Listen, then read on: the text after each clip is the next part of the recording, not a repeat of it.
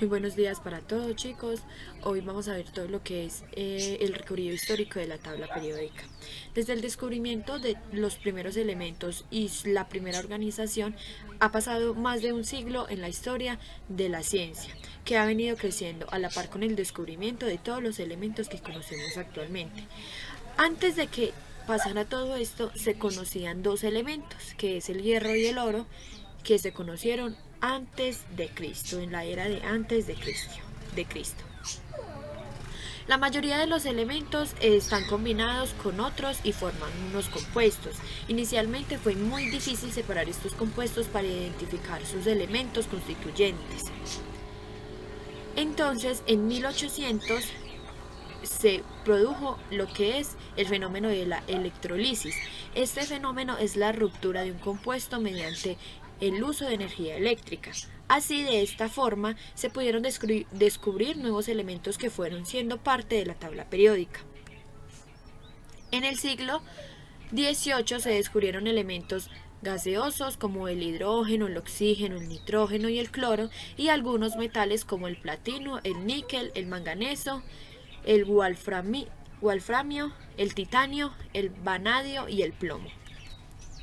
En las primeras décadas del siglo XIX se descubrieron más de 14 elementos y posteriormente, a ritmo algo más lento, se siguieron descubriendo otros nuevos.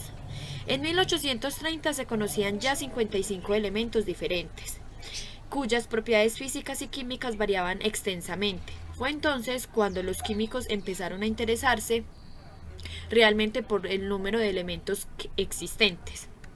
Uno de los primeros químicos fue Berzelius, fue quien llevó a cabo la primera organización de los elementos, organizándolos de forma alfabética e incluyendo su número atómico, aunque esta agrupación no interesó mucho en el mundo de la ciencia y fue desmeritada. Hasta ese momento, nadie parecía haber advertido la posibilidad periodicidad en las propiedades de todos los elementos químicos que existían, porque el número de elementos que quedaban por descubrir dejaban demasiados huecos para poder realizar un orden, para poder tener un orden alguno en las propiedades de todos estos elementos. Además, todavía no existía un criterio claro para poder ordenar las propiedades que contenían estos elementos, ya que el peso atómico de un elemento, que fue el primer criterio de ordenación de los elementos, no se distinguía con claridad del peso atómico o el peso equivalente. En 1929, el químico alemán Dove Reiner realizó un intento por organizar una ordenación de los elementos químicos, poniendo una similitud en los elementos cloro, bromo y yodo. La propiedad que parecía variar más comúnmente era el peso atómico. Luego se encontraron las mismas similitudes en los elementos calcio, estroncio y bario.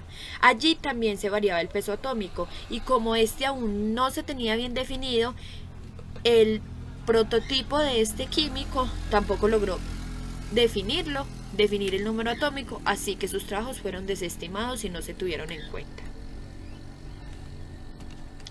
Luego tenemos el segundo químico, que es Kekulé. Allí él pudo observar toda la importancia que había para descubrir los elementos y aclarar cuál era la definición del peso atómico. Así que él convocó a una gran mayoría de químicos de Europa para establecer todos los criterios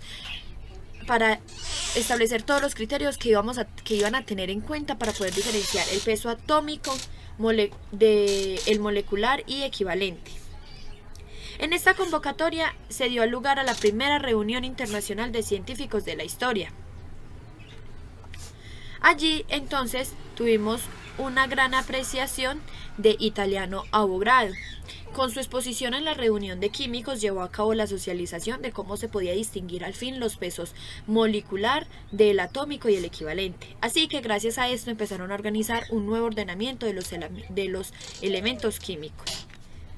En 1864, Newlands estableció lo que es la ley de las octavas. Este pudo haber ordenado los elementos conocidos por su peso atómico, y después de disponerlos en unas columnas verticales de 7 elementos cada una, observó que en muchos casos coincidían en las filas horizontales elementos de propiedades similares y que presentaban una variación regular. Esta ordenación en columnas de 7 da su nombre a la ley de octavas, ya que el octavo elemento siempre da comienzo a una nueva columna. En algunas filas horizontales coincidían los elementos cuyas similitudes había señalado el anterior químico Dobereiner. Pero el fallo principal que tuvo Newlands fue considerar que las columnas verticales serían equivalentes a los periodos de la tabla actual. Siempre tuvo que tener en cuenta que debía tener la misma longitud. Así que esto provocó la coincidencia en algunas filas horizontales de elementos totalmente dispares y tuvo como consecuencia que sus trabajos, en este caso, también fueran desestimados. Luego entonces conocimos a lo que es Meyer. Meyer, al estudiar los volúmenes atómicos de los elementos y representarlos frente al peso atómico, observó la aparición en el gráfico de una serie de ondas. Cada bajada desde un máximo que se correspondía a un metal alcalino y subida hasta el siguiente representaba para Meyer un periodo. Es decir, que esta bajada y subida era para él un periodo. En los primeros periodos se cumplía sí que sí la ley de las octavas, pero después se encontraban periodos mucho más largos. Aunque el trabajo de Meyer era notablemente meritorio, su publicación no llegó a tener nunca el reconocimiento que se merecía, debido a una publicación que se realizó el año anterior a la de él sobre la ordenación de los elementos y tuvo una importancia más definitiva. Luego entonces seguimos con el siguiente químico, Mendeleev. Él presentó su trabajo de la tabla en forma en la que los periodos se rellenaban de acuerdo con las valencias, es decir, que aumentaban o disminuían de forma armónica dentro de los distintos periodos de los elementos. La tabla que él presentó explicaba las observaciones de Dobereiner y cumplía con la ley de las octavas en sus primeros periodos y coincidía con lo predicho en el gráfico de Meyer, es decir, que adjuntaba todas las posiciones que habían puesto los antiguos químicos. Además, observó la existencia de huecos en su tabla. Mendeleev dedujo que debían existir más elementos que todavía no se habían encontrado. Pudo adelantar algunas propiedades que se debían tener en cuenta en estos elementos de acuerdo a la posición que debían ocupar en la tabla. Gracias a esto, más adelante apareció el espectrógrafo. Con la aparición de el descubrimiento de nuevos elementos se aceleró y aparecieron todos los que había predicho Mendeleev. Estos elementos encajaban perfectamente en los huecos de la tabla. La tabla de Mendeleev fue aceptada universalmente y hoy, excepto por los nuevos descubrimientos relativos a las propiedades nucleares y cuánticas, se usa una tabla muy similar a la que él elaboró más de un siglo atrás. Es decir, que aún se utiliza esta tabla. Pero también tenemos que tener en cuenta que gracias a los nuevos descubrimientos por las propiedades nucleares y cuánticas no se puede utilizar completamente la que él formó, pero se utiliza un modelo casi parecido a la que él creó. Ahora, ¿qué es la tabla periódica? Se trata de una ordenación de los elementos de acuerdo con sus propiedades químico-físicas. Actualmente el criterio de ordenación es el número atómico, es decir, el número de protones que contiene el núcleo del átomo. La tabla periódica indica ciertas propiedades químicas, físicas de cada elemento. En las más sencillas suele indicarse el símbolo con un número atómico y la masa. En las tablas más complejas se indica un gran número de propiedades como la electronegatividad, y esta mide lo que es la tendencia que tiene un átomo de atraer hacia sí los electrones para compartirlos en un enlace covalente. Potenciales de ionización. Esta se trata de la energía necesaria para extraer un electrón de un átomo y convertirlo en un ion positivo. Las temperaturas de fusión y ebullición y estructura cristalina, entre otras. En la actualidad, con el desarrollo de la mecánica cuántica y la física nuclear, se han descubierto criterios muy precisos para poder ordenar todo lo que es de forma definitiva los elementos. En lugar de lo que es el peso atómico, ahora utilizamos el número atómico como criterio principal y la estructura electrónica de esta capa de valencia, que es el número y situación de electrones de la última capa electrónica ocupada de un elemento químico. Esta tabla periódica está organizada por filas horizontales. En las filas se constituyen como si fueran periodos, a lo largo de los cuales el número atómico va aumentando y el peso atómico, por tanto, también aumenta, por lo mismo igual va aumentando.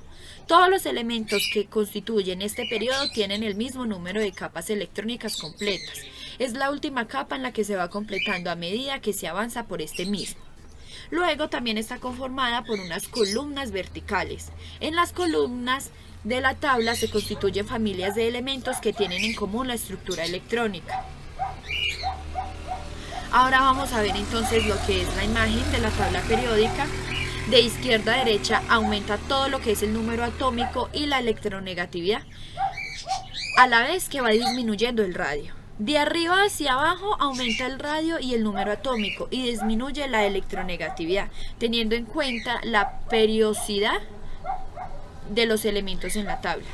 Podemos hacernos a la idea de lo enormemente que es útil esta tabla periódica. Esta tabla periódica nos resulta muy útil, ya que nos permite predecir las propiedades de un elemento a partir de su posición en la tabla periódica, ya sea por su similitud con otros conocidos de su familia o de su periodo.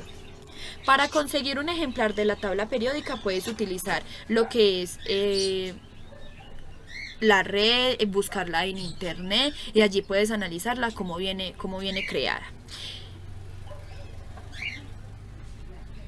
Eso es todo, chicos. Si tienen dudas o algo, no duden en preguntarme al interno.